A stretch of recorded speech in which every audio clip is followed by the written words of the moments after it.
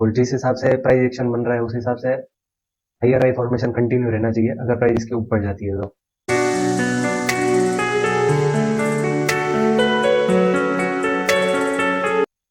Hello friends, welcome to BS stock.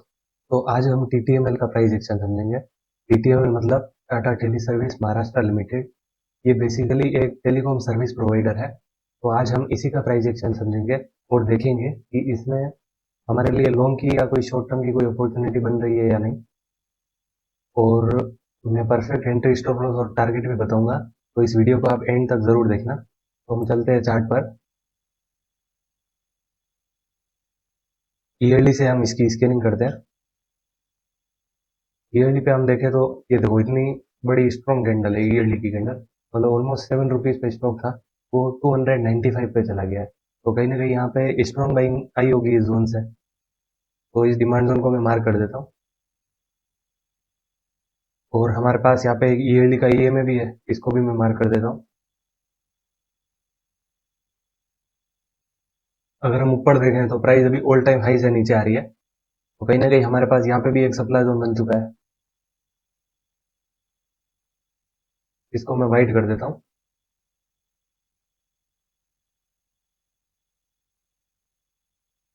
अब हम half yearly पे चलते हैं।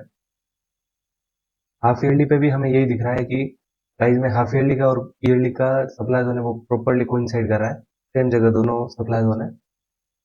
और हमारे पास यहाँ पे एक हाफ ईयरली का ये है,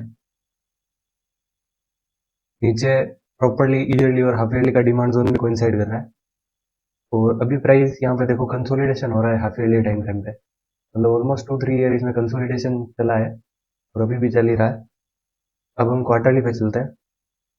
क्वार्टरली पे हम देखें तो हमारे पास प्रॉपरली ये जोन है, ये वाला जोन तो हमारा स्ट्रॉन्ग ही है। इस डिमांड जोन ने पुराने इस सप्लाई जोन को ब्रेक किया है, कहीं ना कहीं एक स्ट्रॉन्ग जोन है।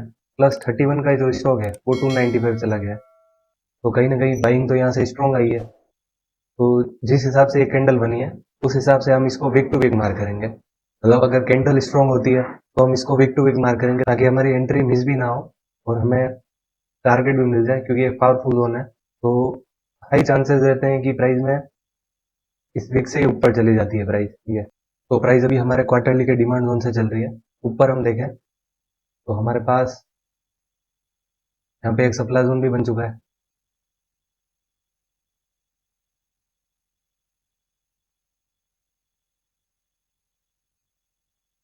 तो हमारे पास एक ये ईयरली का प्लस क्वार्टरली का एक कोइंसाइडिंग डिमांड जोन है। मतलब यहाँ से प्रॉपरली कोइंसाइड हो रहा है, लेकिन कहीं ना कहीं हमारा क्वार्टरली का सप्लाई जोन भी यहाँ पे बन चुका है ना। तो प्राइस में यहाँ पे एक पॉइंट है जहाँ पे हम बुक कर सकते हैं। प्लस प्राइस में अगर नीचे देखें तो प्राइस में यहाँ कहीं भी एक सप्लाई जोन बन चुका है।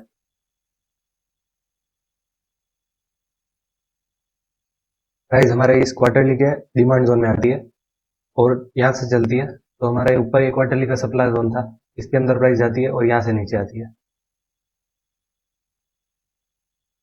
नीचे आते आते प्राइस में यहाँ पे भी एक सप्लाई जोन बन चुका है।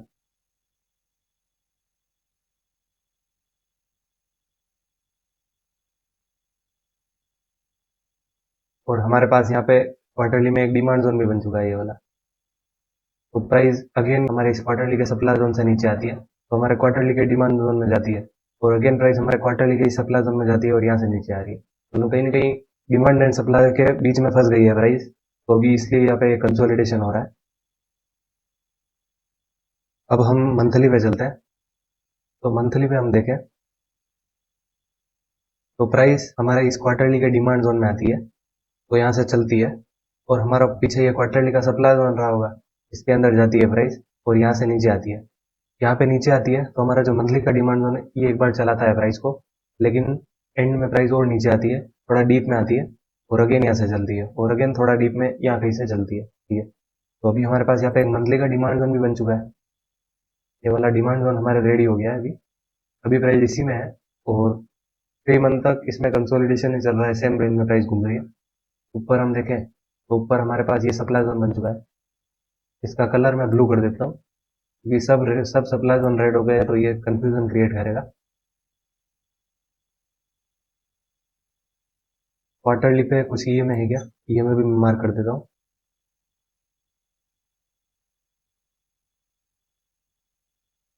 मंथली का ईएमए तो किंडल के बीच में है, लेकिन अगर आप देखो तो प्राइस अभी इस मंथली के ईएमए से नीचे आ रही है। ये परफेक्ट एग्जांपल मिल गया है ईएमए का। ये देखो प्राइस हमारा जो ईएमए ऊपर था प्राइस के, तो इसने कहीं ना कहीं प्राइस को ऊपर जाने से रोका है। अब ये ईएमए हर टाइम वर्क नहीं करता है, जैसे कि आप देखो यहाँ पे ऊपर चली गई, वर्क नहीं किया, यहाँ पे भी वर्क नहीं किया, यहाँ पे भी वर्क नहीं किया, बट एक बार मतलब 50-50 चांस होते हैं, कभी कभी चल जाता है ईएमए। तो हमें बस इसका इस तरीके से यूज करना है कि हमारा जो डिमांड जोन है उसमें भी कहीं ना कहीं इसका कुछ सपोर्ट मिले, तो वो हमें देखना है, हमें ऐसे डायरेक्टली इनके ऊपर ही ट्रेड नहीं करना है।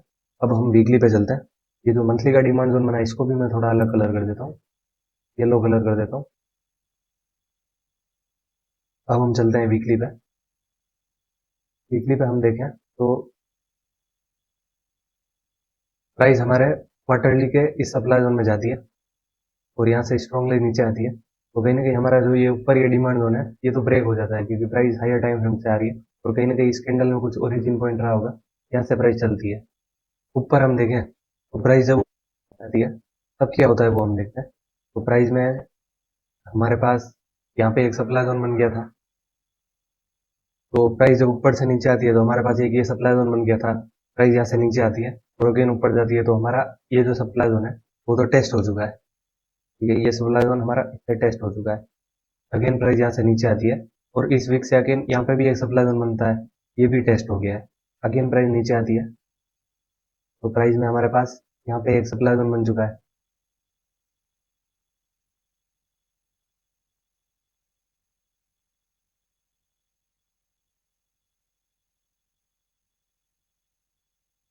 प्राइस में हमारा एक वीकली का सप्लाई जोन बन चुका है इस जगह पे। ठीक है, तो प्राइस अभी इस सप्लाई जोन में आती है, अगेन नीचे आती है और प्राइस अगेन पूरा डीप में जाती है वीकली के सप्लाई जोन में और यहाँ से नीचे आती है। तो हमारे पास यहाँ पे एक वीकली का सप्लाई जोन है और यहाँ पे कहीं ना कहीं एक वीकली का डिमांड जोन भी बन गया है, लेकिन ये ब्रेक क्यों हुआ?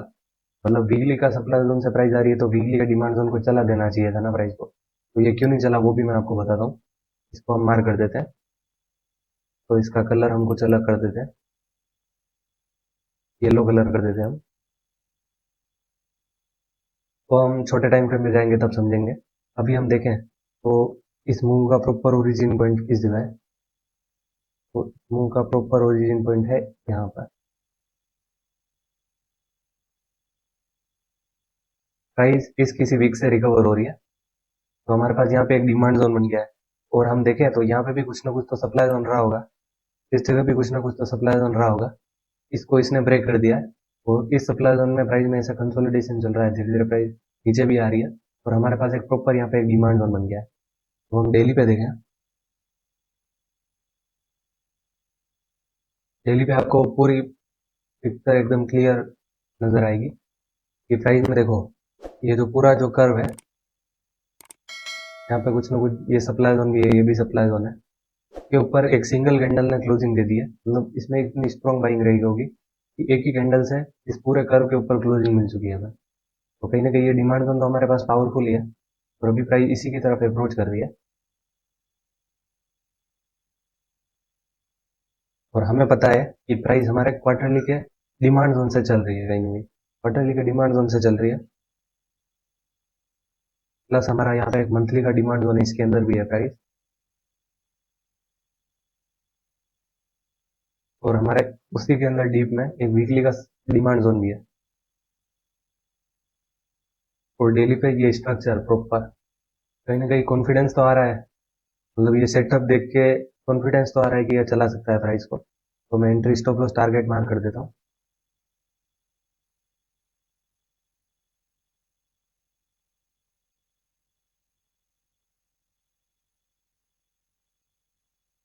टारगेट अभी के लिए मैं 1:2 ही रख रहा हूँ, क्योंकि कहीं ना कहीं यहाँ पे एक सप्लाई जोन बन जाएगा, जब यहाँ से प्राइस नीचे आएगी तो यहाँ पे भी तो एक सप्लाई जोन बन चुका होगा, यहाँ पे डेली पे एक सप्लाई जोन बन चुका होगा, प्लस प्राइस जब यहाँ से नीचे आएगी तो कहीं ना कहीं यहाँ पे भी तो एक सप्लाई जोन बन चुका होगा, तो इसीलिए मैं इनिशियल टारगेट तो यहाँ पे रख रहा हूँ और उसके बाद